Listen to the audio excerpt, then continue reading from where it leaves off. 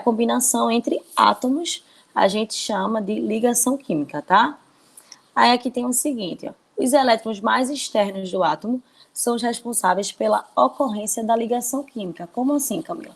Se eu realizo uma distribuição eletrônica e os átomos da camada mais externa, esses elétrons da camada mais externa, eles é que vão realizar a ligação química entre os átomos, tá? Aí aqui tem o seguinte, ó. Para ocorrer uma ligação química, é necessário que os átomos percam ou ganhem elétrons, ou então compartilhem seus elétrons de sua última camada. Então, o que a gente viu até agora sobre ligações químicas? Ligação química é a combinação entre átomos, certo?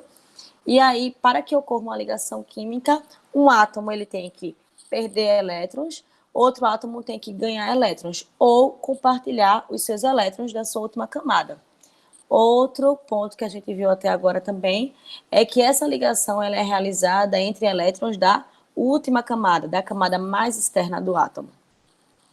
Aí aqui eu tenho o Na, que é o sódio, tá?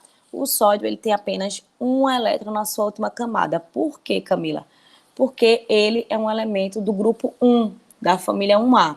Todos os elementos do grupo 1 ou da família 1A, como vocês preferirem chamar, é um elemento que tem um elétron na sua última camada. Como é que eu visualizo isso, Camila? Se eu te der o número atômico do sódio e eu pedir para você fazer a distribuição eletrônica, você vai ver que na distribuição eletrônica ele termina com 3s1, ou seja, ele tem um elétron apenas na sua última camada. E aqui eu tenho o cloro, tá? O cloro, ele tem 7 elétrons na sua última camada. Como é que eu sei disso? Porque o cloro é um elemento do grupo 17, da família 7A. Então, são elementos que têm 7 elétrons na sua última camada. Então, o que é que vai acontecer? O sódio, ele vai disponibilizar um elétron para o cloro, tá? O sódio perde um elétron e o cloro ganha um elétron, tá bom? Então, todos os elementos da família 1A, eles vão perder um elétron. E todos os elementos da família 7A, ou grupo 17, vão ganhar um elétron, tá? Aqui eu tenho 2 hidrogênios. Aí vai ocorrer outro tipo de ligação. Na primeira ligação química, um átomo perde elétron, outro átomo ganha elétron. Nessa ligação agora que eu vou mostrar para vocês, entre os 2 hidrogênios, eles vão compartilhar os mesmos elétrons, tá? Aí aqui, ó, na maioria das ligações, os átomos ligantes possuem distribuição eletrônica semelhante a um gás nobre. E aí a gente vai ver o porquê. Isto é, apenas o nível K completo ou 8 elétrons na sua última camada. É quando a gente vai agora ver, gente, a regra do octeto, tá? Teoria do octeto. Essa ideia foi desenvolvida pelos cientistas Cossel e Lewis, certo? E ficou conhecida como teoria do octeto. O cloro, vocês perceberam que ele ganhou um elétron. Ele tinha 7 elétrons, ele ganhou um elétron, então ele ficou com 8. É a teoria do octeto para que se ganhe estabilidade. Aí aqui, ó, na maioria das vezes os elétrons que perdem elétrons são os elementos das famílias, são os metais, que são os elementos das famílias 1A, 2A e 3A, tá? E os elementos que recebem elétrons são os ametais, que são as famílias 5A, 6A e 7A, ou grupo 15, grupo 16 ou grupo 17. Perdem elétrons. Aí aqui, ó, recapitulando novamente, são os metais das famílias 1A, 2A e 3A. Aí vamos lá. 1A ou grupo 1, ele perde um elétron. Grupo 2 ou família 2A perde 2 elétrons. E grupo 13 ou família 3A perde 3 elétrons. É importante vocês fixarem essa tabelinha aí, ó. Recebem elétrons, como eu tinha falado anteriormente, são os ametais, né? 5A, 6A e 7A. Ou seja, os elementos da família 5A ou grupo 15, eles recebem 3 elétrons. Do grupo 16 ou família 6A, eles recebem 2 elétrons. Do grupo 17 ou família 7A, eles recebem 1 elétron apenas. Aqui eu coloquei uma questãozinha para vocês. Os átomos pertencem à família dos metais alcalinos terrosos. Metais alcalinos terrosos são os elementos da família 2A, certo? Se é família 2A, eu sei que ele vai fazer o quê? A gente vai perder 2 elétrons, como tem naquela tabelinha anterior que a gente tinha falado anteriormente. Aí aqui, ó, E dos halogênios adquirem configuração de gases nobres, ou seja, halogênios são os elementos da família 7A, que é o grupo 17. É aquele que ganha um elétron. Aí ele pergunta aqui, ó, formam íons com número de carga. Então, os alcalinos terrosos, eles são elementos da família 2A. E eu sei que os elementos da família 2A perdem 2 elétrons, ou seja, mais 2. Lembra que na química, quando um átomo ele perde elétrons, ele fica cátion, ele vira positivo. Então, ele é mais 2. Quem perde vira positivo. Já o halogênio é uma família, né? 7A, é a família 7A, como chama a família 7A, e ela vai ganhar um elétron apenas. Quem ganha na química é o ânion, não é verdade? Então, ele tem carga menos 1. Então, a resposta aqui é a letra C. Aí, aqui, ó, segunda questão. Um átomo X apresenta 13 prótons. Se esse átomo é neutro, gente, ele vai ter um número de elétrons igual a 13, certo? A carga do íon estável formando a parte deste átomo será. Aí aqui, ó, se o átomo ele tem número atômico igual a 13, eu vou ter essa distribuição eletrônica daqui. A gente já viu isso daqui já, né, gente?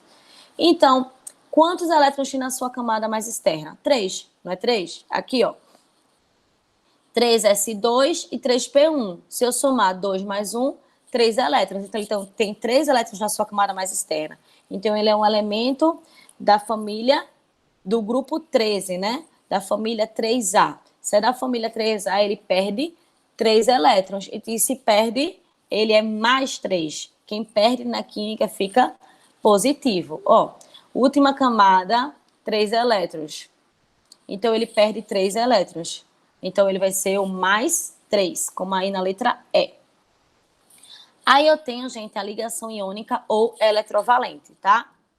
Esta ligação iônica ou eletrovalente, como vocês preferirem chamar, ela ocorre devido à atração eletrostática entre íons de cargas opostas, ou seja, alguém que perde elétrons se junta com alguém que ganha elétrons e forma uma ligação iônica. Só pode ser assim, tá? Eu não posso juntar um elemento da família 1A com um elemento da família 2A e formar uma ligação iônica. Eu não posso. Eu posso juntar um elemento da família 2A com um elemento da família 7A, porque alguém vai precisar perder elétrons e alguém vai precisar ganhar elétrons. Lembra? Família 1A, 2A e 3A, eles perdem elétrons. Família 5A, 6A e 7A, eles ganham elétrons. Então, eles têm que se juntar, e não quem ganha com quem ganha ou quem perde com quem perde. Na ligação iônica, os átomos ligantes apresentam uma grande diferença de eletronegatividade. Então, uma das características da ligação iônica de substâncias formadas por ligação iônica ou eletrovalente é porque existe uma diferença de eletronegatividade entre os átomos, tá? Que se ligaram. Isto é um metal com um ametal que se junta e forma uma ligação iônica. Aí aqui eu tenho um exemplo de ligação iônica, tá? Que é a ligação entre o sódio e o cloro. O sódio, gente, ele é um elemento da família 1A. Na distribuição eletrônica aqui, ó, eu tô vendo que na sua última camada ele tem um elétron. Se tem um elétron, é da família 1A. Se é da família 1A, é porque ele perde um elétron. E aqui eu tenho um cloro, que tem um número atômico igual a 17. Quando eu faço a distribuição eletrônica, eu vejo que ele tem 7 elétrons ó, na sua última camada. 2 mais 5, 7 elétrons. Quem tem 7 elétrons é porque vai receber, vai ganhar um elétron, tá? Elementos da família 7A ganham um elétron. Então, o sódio com um elétron na sua camada de valência, o cloro com 7 elétrons na sua camada de valência. O que é que vai acontecer? O sódio vai perder um elétron e o cloro vai segurar esse um elétron. Então, eu vou ter aqui, ó, Na mais, cloro menos. Eles se juntam e eu formo o cloreto de sódio, tá? Que é o sal de cozinha. Uma regra prática aqui, ó, gente, para que vocês possam aprender. Para compostos iônicos, poderemos usar, na obtenção da fórmula final, o seguinte esquema geral. Ou seja, eu tenho o cátion, que ele tem uma determinada carga, e tem um ânion, que tem uma determinada carga. Ou seja, metal com ametal, tá? E eu vou fazer a troca. Aqui, ó, a carga que está em cima vai para baixo do outro átomo e a carga que está em cima de um átomo vai para baixo do outro átomo. Tá meio confuso aí, mas eu vou explicar para vocês melhor através do exercício. Aí ele diz o seguinte aqui, ó. A camada mais externa de um elemento X possui 3 elétrons. enquanto a camada mais externa de outro elemento X tem 6 elétrons. Uma provável fórmula de um composto formado por esses elementos é, primeiro de tudo, gente, eu vou fazer a distribuição eletrônica, tá? Ou seja, se a camada mais externa de um elemento X possui 3 elétrons, então eu sei que ele vai perder 3 elétrons, certo? Por quê, gente? Porque é um elemento da família 3A. Então, ele perde 3 elétrons. E aqui eu tenho o Y, que tem 6 elétrons. Se ele tem 6 elétrons, gente, ele vai ganhar 2 elétrons. Por quê? Teoria do octeto, né? Mais 2. Se mais 2 elétrons, fica 8, então eu estabilizo o átomo. Então, aqui eu tenho X mais 3, porque perdeu. E eu tenho X menos 2, porque ganhou 2 elétrons. Aí aqui, ó, X3 aqui e o Y2 aqui. O que é que acontece para saber qual é a fórmula química desses dois átomos que se juntaram? Faço a troca. Ó, novamente, o 3 que está em cima do X vai para o Y e o 2 que está em cima do Y vai para o X. Então, a fórmula da minha substância formada é X2Y3. Beleza? Aqui eu também tenho outra questão. O composto formado pela combinação do elemento que tem número atômico igual a 20 com o elemento que tem número atômico igual a 9 provavelmente tem fórmula. Aí aqui eu faço a distribuição eletrônica do que tem número atômico igual a 20 e descubro que ele tem 2 elétrons na sua camada de valência. Ou seja, ele perde 2 elétrons. Se ele tem 2 elétrons na sua camada de valência, é porque ele é um metal alcalino terroso, é o elemento da família 2A, e ele perde 2 elétrons. E o Y, que tem número atômico igual a 9, se eu fizer a distribuição eletrônica, eu descubro que ele tem 7 elétrons na sua camada de valência. Então, ó, o Y ele vai ganhar 1 elétron, porque elementos da família 7A ganham 1 elétron. Aí aqui, ó, o 2 que está em cima do X e o Y que está em cima do 1, e o 1 que está em cima do Y, eu faço a troca, então eu descubro que eu tenho uma fórmula X1Y2. Esse 1 daí não precisa colocar, tá certo, gente? Então a gente viu até agora as ligações químicas e a ligação iônica, certo? Na próxima aula a gente vai continuar o assunto com as ligações covalentes. Muito obrigada pela atenção de vocês.